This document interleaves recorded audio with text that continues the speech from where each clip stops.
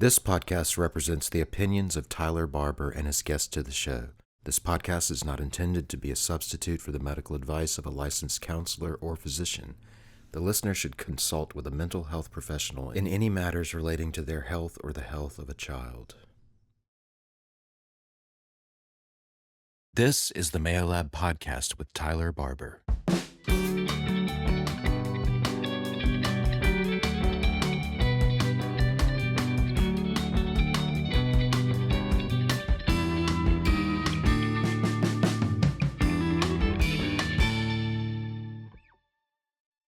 Welcome back, guys, to the Mayo Lab Podcast. This is our research report, and we're here today with Dr. Castel Sweet. How are you doing today? Doing wonderful. How about yourself? I'm doing awesome. So tell me a little bit about yourself. Yes, so I am the director of the Center for Community Engagement at the University of Mississippi. My background is in sociology, originally from Memphis, Tennessee, but I've traveled quite a bit. Coming here to the University of Mississippi was getting closer to home, so I've been here for 4 years, and I've been enjoying it. That is awesome. So tell me, what kind of piqued your interest with sociology? Yeah, my undergrad degree is in criminal justice. Okay. So I was looking at programs that really are supporting people when they return home. Mm-hmm. But what does that look like to support not just the individual who's returning home from incarceration, but what does that look like for the family that's also trying to support them, and then the community that they're returning home to? Yeah. So when I decided to go to grad school, I wanted to look at that community piece of it and the support system piece of it. And so that's how I got into sociology. Super cool. That is super cool. So how would you say that your academic journey, I guess, kind of affected your work towards community?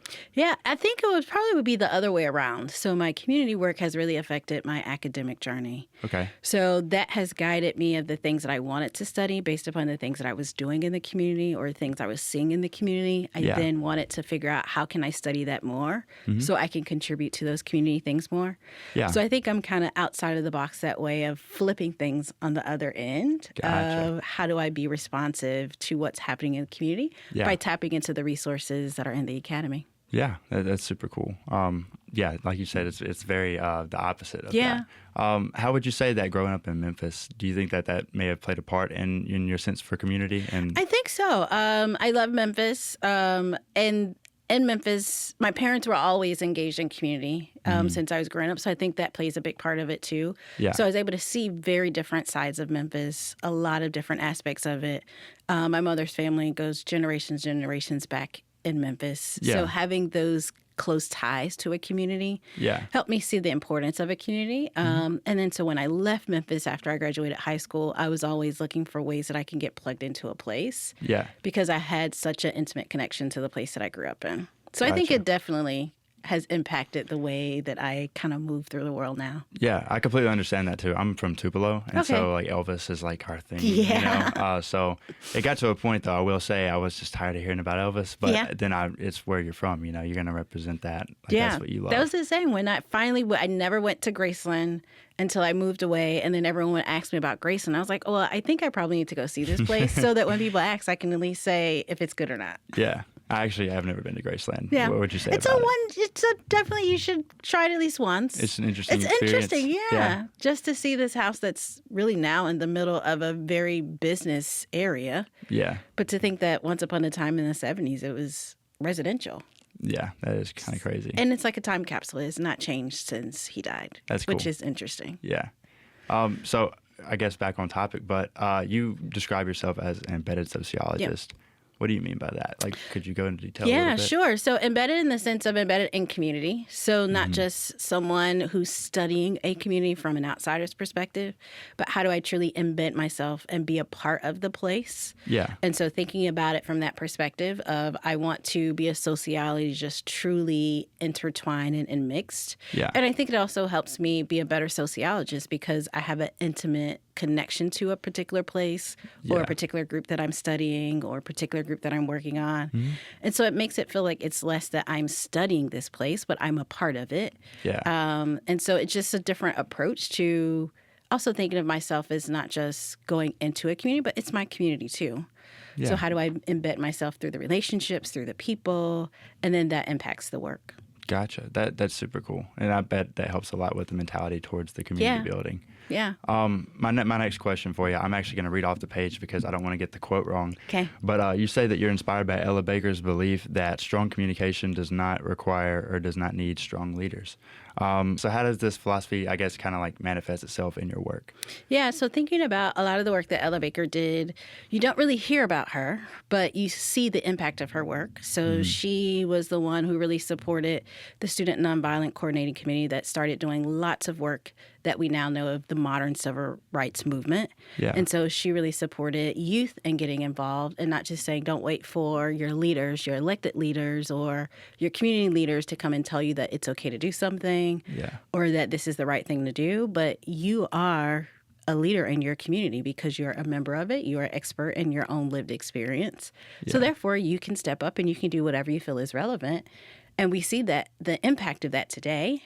And so thinking about not just one person that's making the decision of what a community needs, what do they need to do, how do we address things that are happening, but all of us, we have the influence to do that if we just use our own power and our own experience. Yeah. So the idea that it's just not one person, but it's all of us, and that we all have a perspective that's valuable, that's important, but then also can be life-changing for everyone else as well. I like this mentality a lot. Yeah. Like, it's really cool. Yeah. My next question for you is about somebody maybe being new to an area. Have you seen, or if you think about it right now, what story, I guess, comes up of like someone that moved away and kind of like needed help with community, if anything comes to mind? Yeah, I think a lot of it comes to mind, particularly working at a university.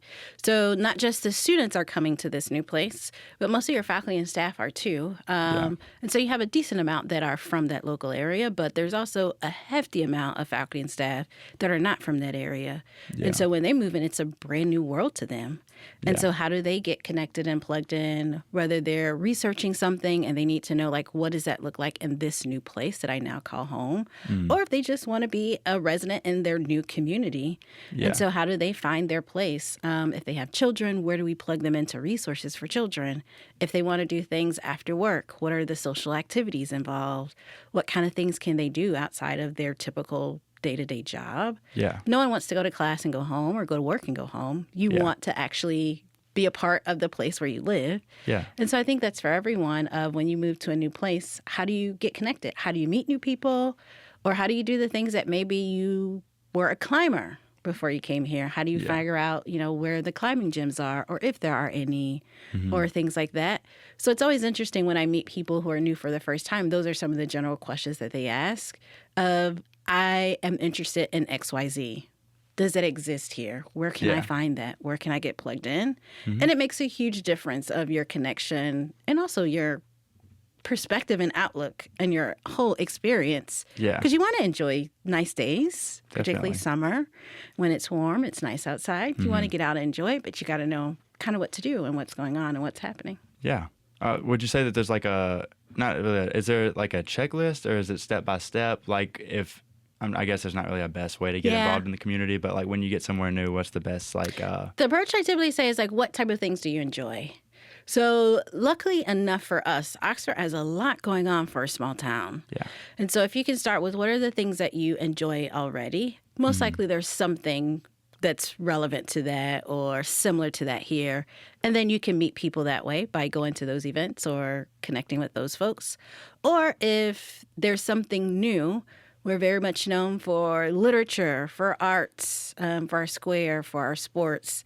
So then say, okay, in addition to the things that you're used to doing, that you want to start doing or continue to do here, here's some new things that you may want to try out that are very much Oxford or very much Mississippi. That at least try it once or twice to say you've done it. But you may be surprised. You might enjoy it, and it might become a new thing for you. That's super cool. I agree. I didn't really ever think about it before, but like if you just kind of push towards your passions whenever you get somewhere new, somebody is going to connect with you.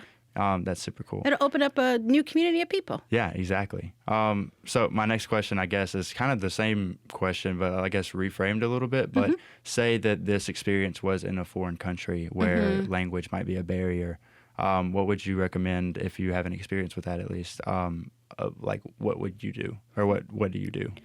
Similar is finding things that are similar. So you'll be surprised the amount of things that are similar across the whole world.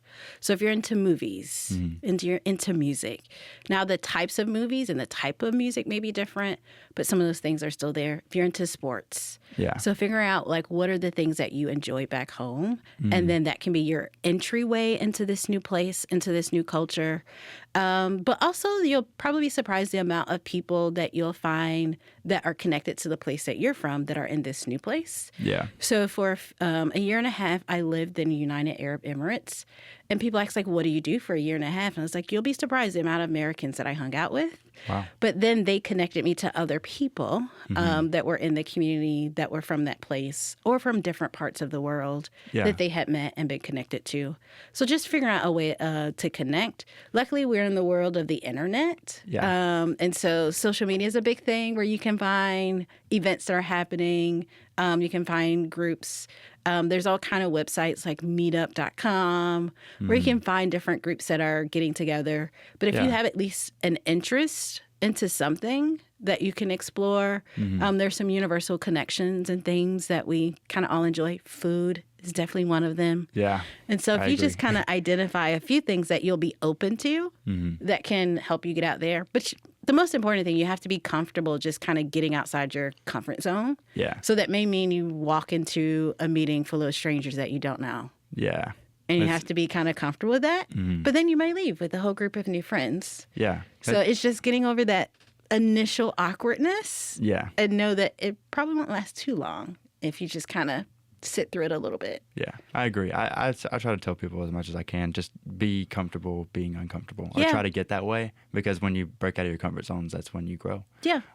So my next question for you is going to be about storytelling. So how do you think that this is zooming out a little bit too, by the way, but how do you think that storytelling contributes to a community? And then how have you employed, I guess, storytelling in your work? Yeah, storytelling is so important. We really don't realize it, but that's typically the natural way that we speak. When you're hanging out with a friend or you're meeting a new person, some kind of way that you start talking about a story, and then for them that it excites them or that connects to a similar story, so then they tell you a story, and then that for you brings you to another story, so you tell them a story. So that's typically this natural communication. We communicate in stories as humans, and we don't even realize it. So I always tell people we're all storytellers. Some of us are better storytellers than others, because I'm sure we all have that one friend that just goes on and on and on and doesn't realize that nobody's still paying attention. So hopefully we're not that friend, but we just naturally talk in stories. But the way we talk about the stories and we talk about our experiences, that gets us to open up a little bit more. So we learn about each other. We learn new things. It helps us make deeper connections and build relationships by telling stories with each other. So it helps with community engagement for me, because that's how I build relationships with people. I'm telling them about, maybe if we're meeting about art, I'll tell them about one of my favorite art pieces and the story of when I saw it, what it meant to me, and maybe what it made me remember. And then just in that one story, you know where I've been, maybe that remembrance of my family and that connection and the type of art I like. And then maybe for you, that may connect to a story of you growing up, and then you tell me that story. And so within 15 minutes, we've learned so much about each other by just sharing two stories casually. Yeah. And so if we figure out ways that we can encourage people to just be more open, not that you have to tell all your deepest, darkest secrets. I don't recommend that with strangers. But just being more open to hearing and listening to other people's stories.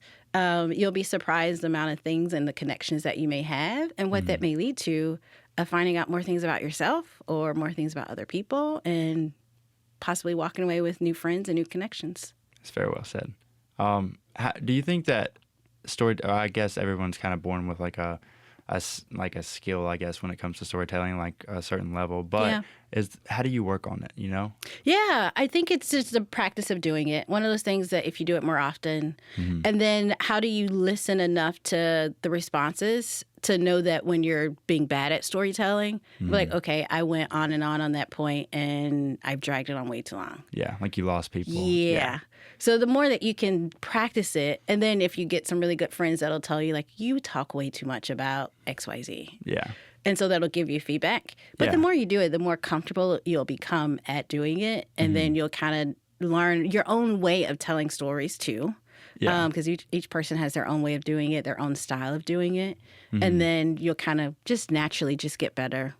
Gotcha. Or you'll find people that resonate with your type of storytelling. Yeah. Some people like to use humor. Some people are really serious. Mm-hmm. And that's not for everyone. Yeah. But you'll just kind of naturally gravitate to the people who connect with the way that you talk and the way that you tell stories. Yeah, that actually makes a lot of sense. My girlfriend likes dark humor a lot. Yeah. And I'll be honest, I'm not a dark humor storyteller, but it catches me off guard every time. Disturbing is what I would describe it as, but love it to death. But my next question for you, I guess, is a little bit around storytelling. It's more of like a long time frame kind of storytelling, but how would you say that intergenerational help in a community affects that community or that community's growth? Yeah, definitely, because there's nothing new under the sun is the quote, right? Yeah. So the more that we can hear from the stories of older generations, the more that they can pass those down, the more helpful it is for future generations so that we're not repeating the same things. Yeah. Or that we do something and then the older generation is like, yep, I told you, because when we tried X, Y, and Z, and they lead into the story of when they did it and it didn't work.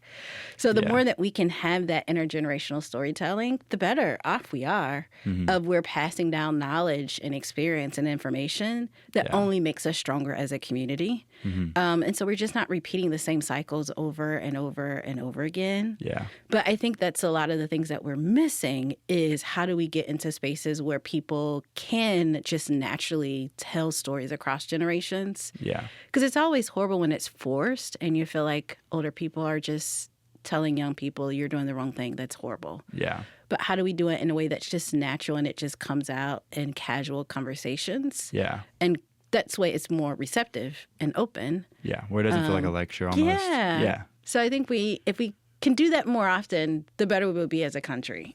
Yeah. Yeah, I agree. Don't repeat past mistakes. Yes. It's kind of funny because it kind of applies to personal life, at least with me. I grew up grandparents telling me all the time these stories about what not to do and how to not to do it. And of course I'm rebellious, so I just don't listen to them. But then I got older and now I listen to them more because I'm like, they know something that I don't. They've been through this before. And I think that's a natural part of the process, right? Young people are not going to listen to older people because what do you know? You're old. Yeah. But then they'll remember it when they get older. It's like, yeah, I remember when so-and-so told me about that one story, and now it all makes sense. Yeah. Great. Exactly. Yeah. So at least you have it in your memory bank so you can pull it out when you need it. Yeah. But I think that's just a part of, the life cycle of knowing that kids are not going to listen to adults. Yeah. Yeah. I agree. We have a sense of rebellion. Yes. So my next question for you is actually about your work. Have you seen, or have you gotten to see, has it been long enough to see the impact yet of your work? And if you did, then what does it look like? Yeah, I think I have seen it. And it's very interesting to start to be at a place where I can see the impact.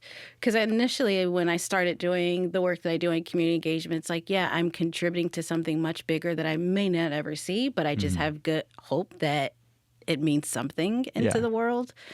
But I think I have in the sense that people have been telling me the impact. So I appreciate that people have now been able to see it and recognize it, and then me be able to be accessed enough for them to come back and tell me about the impact.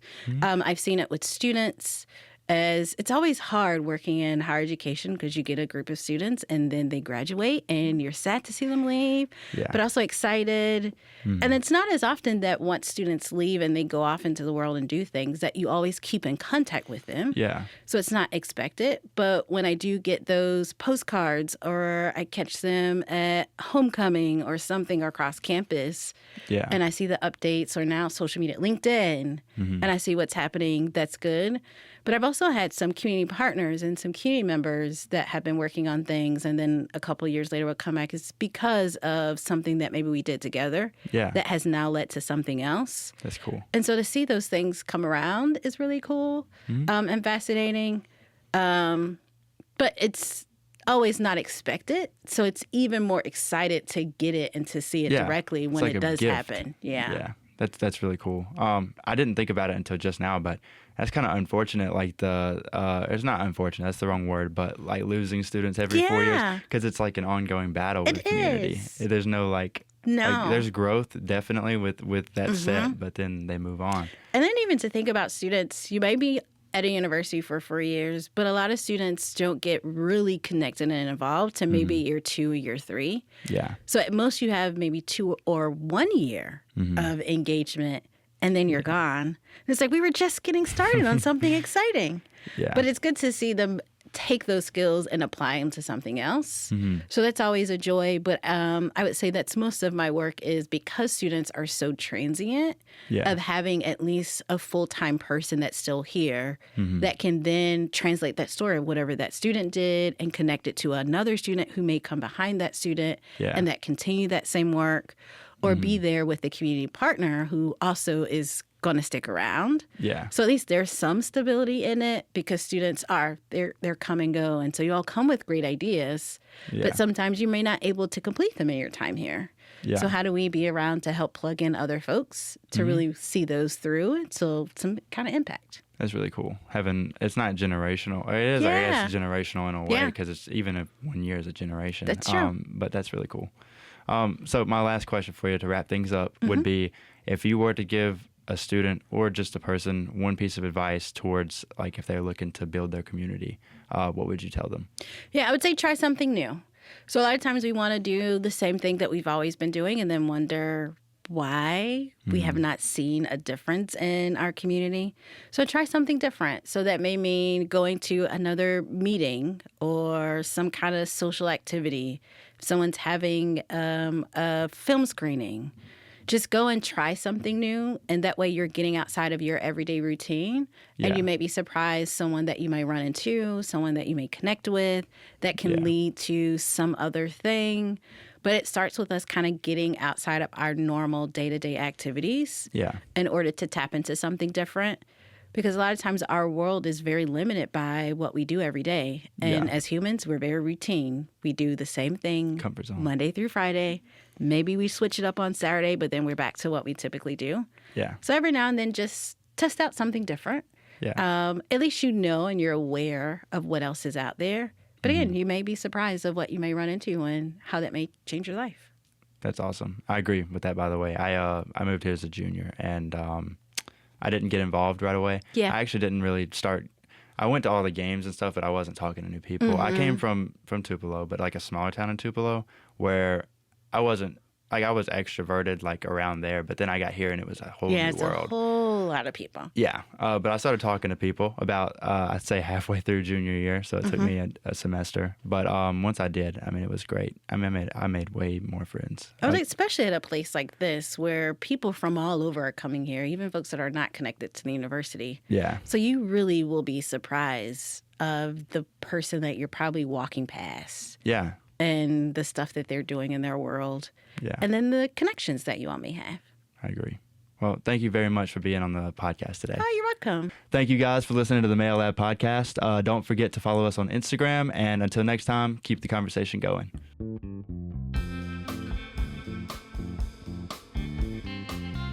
Thank you so much for listening to the Mayo Lab podcast. We appreciate you spending time with us and being a part of the conversation. I'm Tyler Barber, and if you enjoyed today's episode, don't forget to subscribe and share with a friend. Until next time, keep the conversation going.